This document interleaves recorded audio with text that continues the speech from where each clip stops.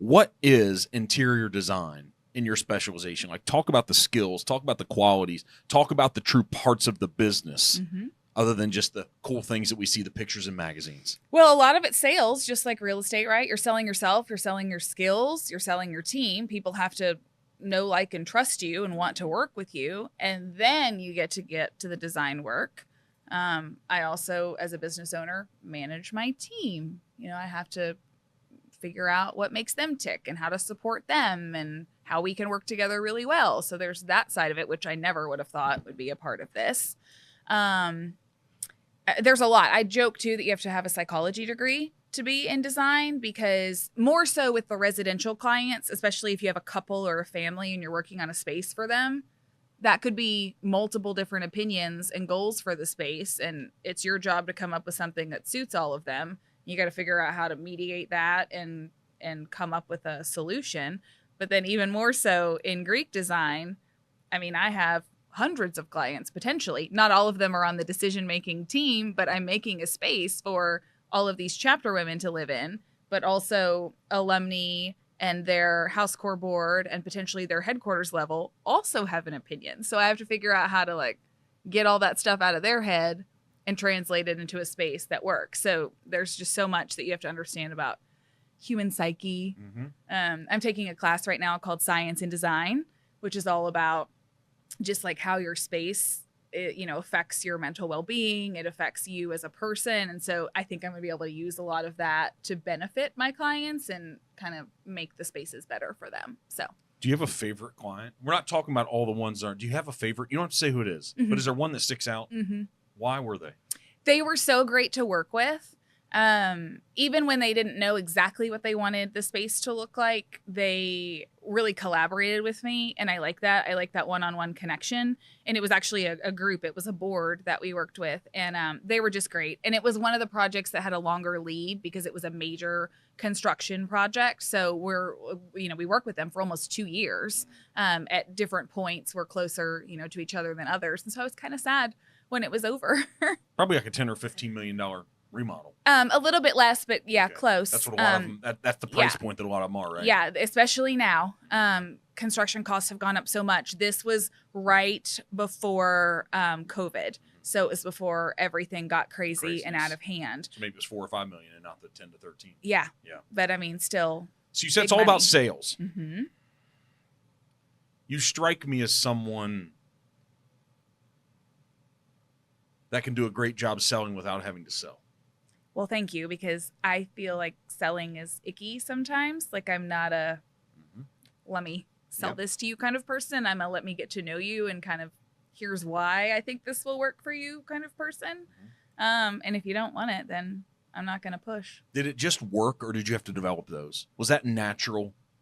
That is my inclination, not to be salesy, but I had to learn how to get a little comfortable, like pushing outside my comfort zone. And I did a lot of networking in my early years of like professional career. And that I had to get real uncomfortable, right? Because I didn't like public speaking. Now you can't get me to shut up. But at the time, I didn't want to stand up. You didn't like public speaking?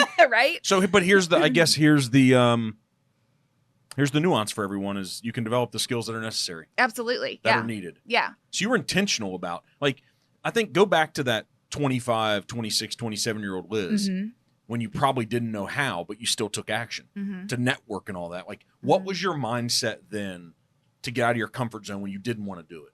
Well, I was in sales at the time. So when I graduated college, I took a job in outside sales for a countertop manufacturer. So the folks that fabricate your kitchen, bathroom countertops. So I was not to be in the office. I was supposed to be out cultivating new customers. I would go meet with homeowners. I would meet with builders, trying to build up referrals, cabinet companies, things like that. So I had to figure out very quickly how to connect with these people and relate to them and not take up too much of their time, but like let them know we were here and we could help them. So, I mean, that was it. Did anyone train you, or did they say just go out and make some contacts? I can't remember what our period of time was, but I would ride along with another salesperson in the company early on. And then they were like, okay, you're ready. And I was like, oh, and then I felt like if I'm not out selling, my time was my own. So it was up to me. And it was like, well, if I'm not out meeting people and trying to sell, then I'm not going to hit goals. And then they're going to be like, what are you doing all day? So I mentioned that to you before we started recording. I'm a rule follower. So I was like,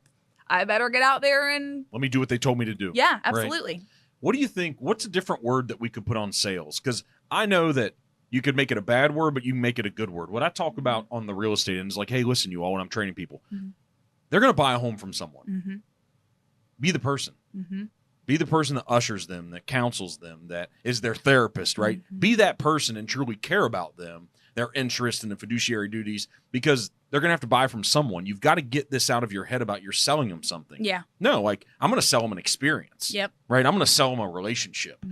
And if you're selling that, like, what's a better word for sales? I don't have it written down. I don't even know. But thinking through it, me and you, I agree with you that truly successful sales aren't pushy sales. It's not that whole thing like they're like, well, Liz or Mark, you could probably sell ice to an Eskimo. An Eskimo doesn't need ice. He's got plenty of it. So, like, quit telling me that stuff. Like, what does the Eskimo need that isn't ice? What service can I provide him? Let me go do that. Right? So what is it? Is it, because I know it's connection, it's communication, building relationships. I tell our people all the time, go out and talk to people. Go out and talk to people and tell them what you're passionate about doing. Yep. People will buy that. Yep.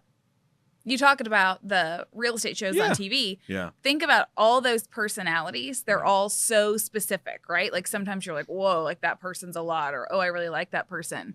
That, you know, they have to be that way so that they can attract customers that like them and want to be around them. And that's then how they connect with them and how they make the sales. Yeah.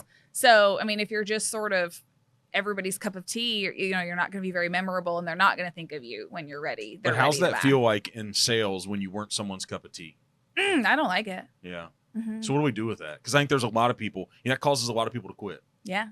What do we do with that? What's your advice for your team, for someone that you would be mentoring now, for the 25-year-old Liz? Yeah. Well, it doesn't feel good when you get the rejection, but I always try to reflect back like what happened in the situation, and like the majority of the time it really has nothing to do with you. It's whatever's going on with that person. There's a reason that they're not clicking with you, and it's, I don't know, it's past experiences, it's something happening in their current life, and so you're like nicer than me. Okay.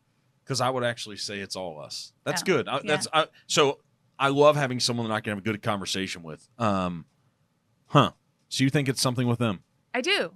Like, I've really learned that in life. Like, when somebody reacts to you negatively, you know, it's usually not that you've made them all that mad. Sometimes it is. Sometimes we do stuff wrong, right? Yeah. But sometimes there's something going on with them, and that was just a trigger, and they lost it, and you just happen to be the recipient. In some of those moments, I think so. Yeah. But I see a lot of salespeople, though, that aren't tactically doing the right things. Yeah. Right? That I could plug in somebody a little bit more refined, and they're going to win the sale. Yep. So I don't know. Maybe we're talking about two different things. Yeah. I mean, I think that can be true, too. If you're not willing to do the work, then that's a problem. Then you shouldn't be in sales. You have to be very self-motivated, very driven, be willing to manage your time well. And I think that can look different at different stages in your life, you know, how you work it around whatever's going on in your life. I used to be somebody that probably thought work was the end all be all. And now I'm like, work is what allows me to have my life and to live it. And so it shouldn't be the top priority, I guess.